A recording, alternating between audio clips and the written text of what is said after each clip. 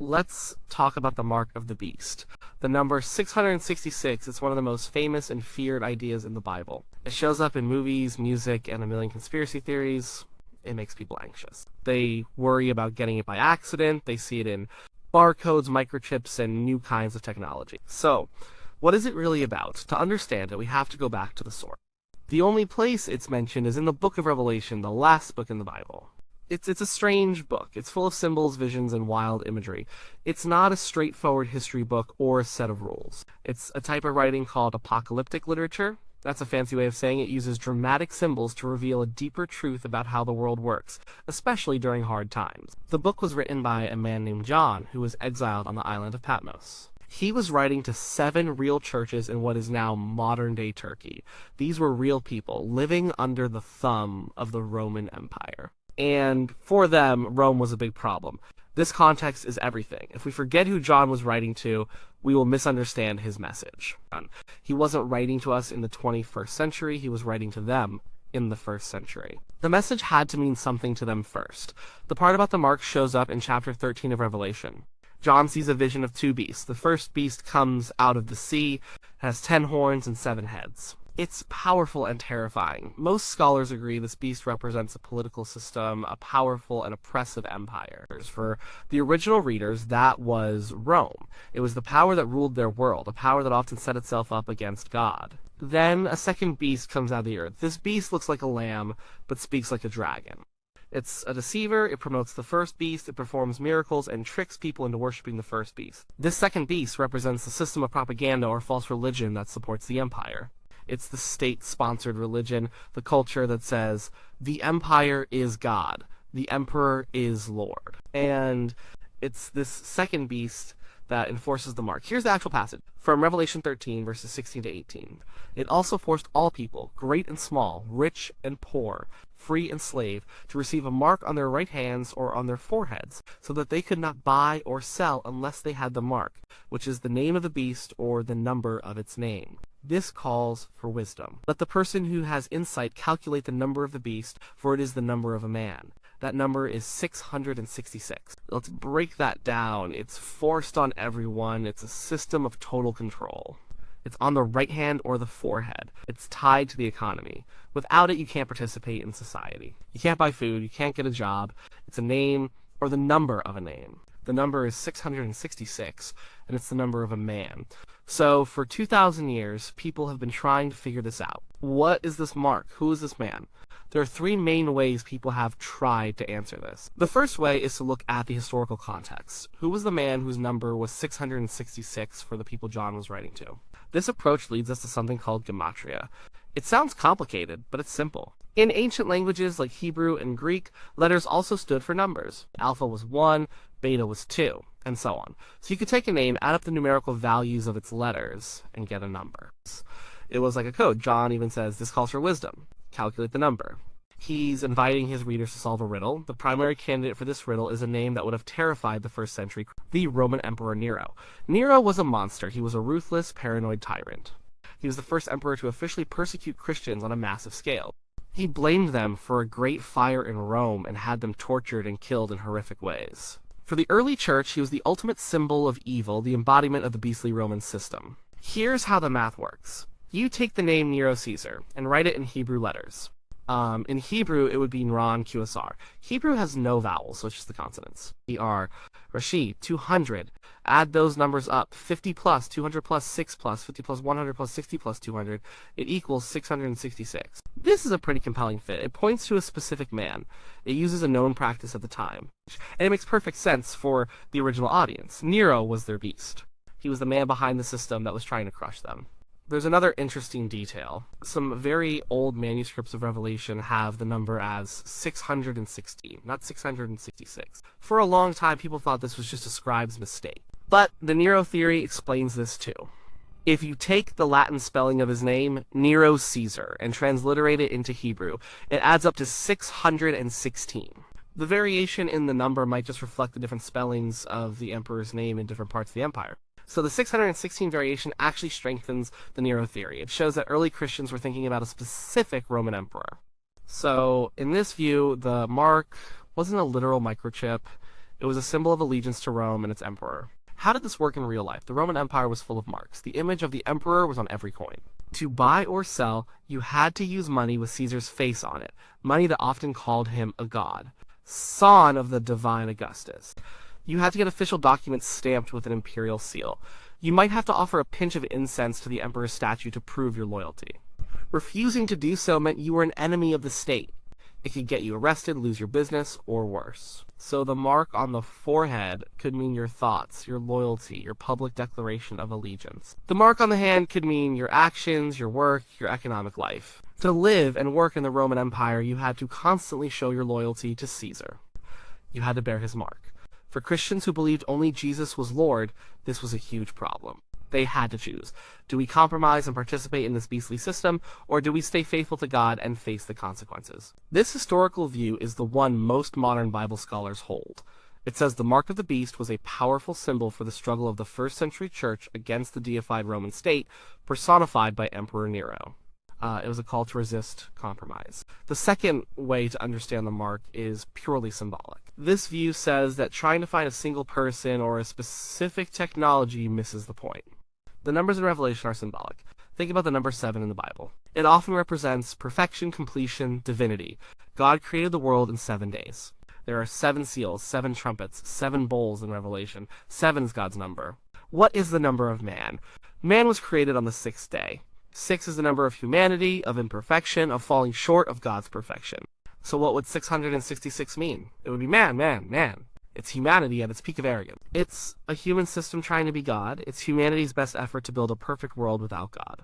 It's the ultimate failure. It's the AAA rating of falling short. In this symbolic view, the beast is any human system, political, economic, or religious, that demands total allegiance and sets itself up in the place of God. It could be Rome in the 1st century. It could be a totalitarian regime in the 20th century. It could be a consumerist culture in the 21st century that promises happiness through buying and selling. The mark on the forehead represents a worldview. It's what you believe, what you think about, what you give your mental energy to. Do you accept the beast ideology? The mark on the hand represents your action. It's what you do, how you work, how you live your life. Are your actions in service to the beast system? So, taking the mark is not an accident. It's about a conscious choice of allegiance. It's about who you worship. Do you worship the creator, or do you worship the creation, the human system? Throughout history, people have had to make this choice. It's a timeless struggle. This symbolic view says the story of Revelation isn't just about the past or the future, it's about now. The third way of looking at it is the futurist view. This is the one you see in most popular books and movies about the end times. This view says that the Nero explanation might be interesting history, but the real fulfillment of this prophecy is still to come. Sometime in the future, a global political leader will rise. He will be charismatic and brilliant. He will be the Antichrist, the man of sin. He will lead a one-world government and a one-world religion. This Antichrist will be the beast.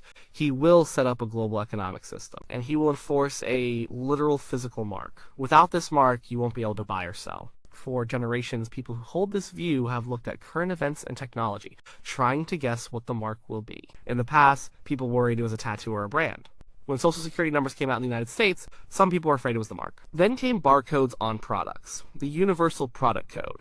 People found ways to make the numbers in the barcode add up to 666. Then credit cards became common. A cashless society seemed more possible. The mark could be a universal credit card. In recent decades, the focus has shifted to more advanced technology. RFID chips, the tiny chips used to track pets or inventory, became a major candidate.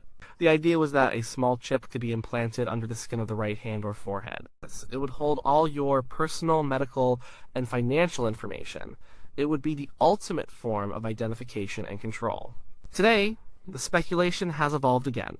People talk about central bank digital currency CBDCs. This is a new form of money that governments around the world are exploring. Unlike cash, it would be purely digital and programmable. A government could potentially track every transaction and even control what you're allowed to buy.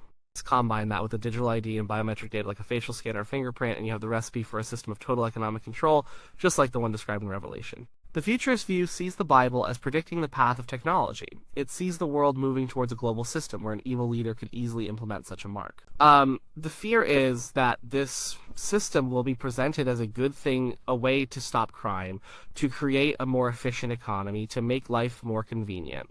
But its true purpose will be to control people and force them to worship the Antichrist. So which view is right? The historical, the symbolic, or the futurist? Maybe they don't have to be mutually exclusive. Maybe the best way to understand it is to see layers of meaning. It seems very likely that the original meaning was about Nero and Rome. That's what it meant to the first readers. It was a message of encouragement for them to stand firm and not bow down to the emperor. But the story didn't end with Rome. The principle behind it is timeless. The symbolic view is also true. There are always beastly systems that demand our ultimate loyalty. The pressure to conform, to put economic security or personal safety above our conscience, is always with us. The choice between worshiping God and worshiping the systems of the world is a choice every generation has to make. And what about the future? It's also possible that this pattern will have a final, ultimate fulfillment. History often works in cycles and patterns. The Bible itself is full of what theologians call types and shadows. People and events in the Old Testament are seen as foreshadowing Jesus. So maybe Nero was a type of the final Antichrist. Maybe the Roman Empire was a type of the final global beast system. The spirit of the beast, the desire for total control and self-deification, could find its ultimate expression in a future leader and a future technological system. But there's a danger in focusing too much on guessing the future.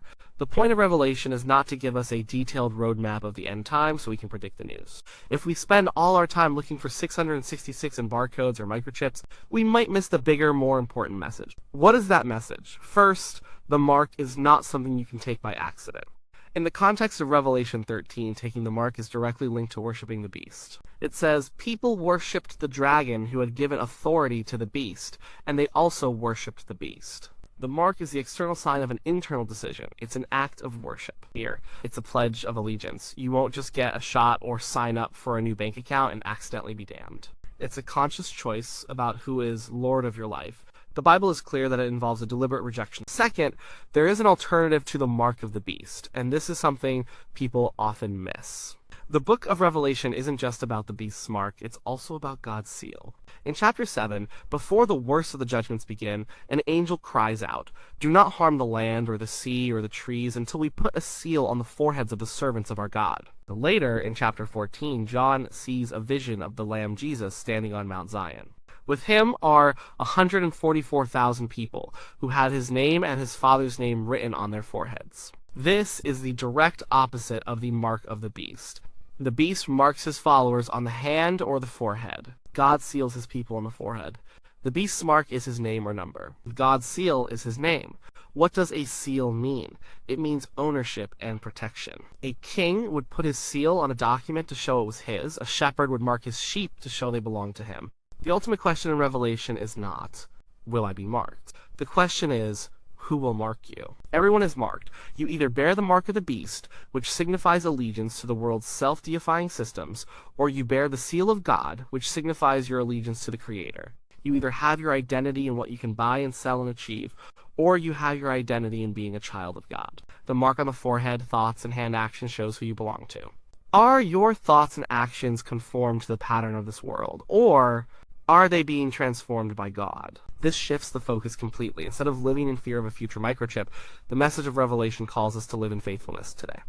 The way to avoid the mark of the beast tomorrow is to choose the seal of God today.